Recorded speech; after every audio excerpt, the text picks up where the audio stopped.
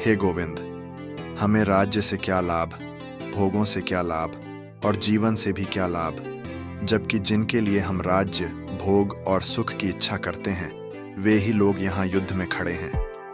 इस श्लोक में अर्जुन अपने मन की गहरी पीड़ा व्यक्त करता है।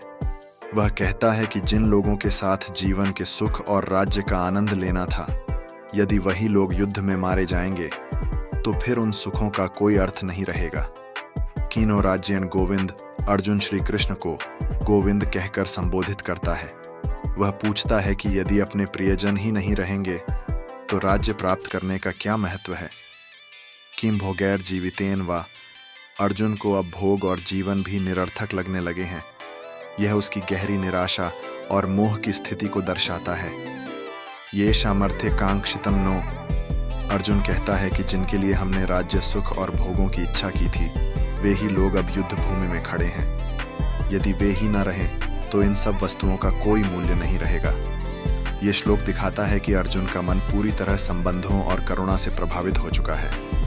वह युद्ध के परिणामों को देखकर दुखी है और सोचता है कि अपने ही लोगों के विनाश के बाद प्राप्त होने वाली विजय व्यर्थ है।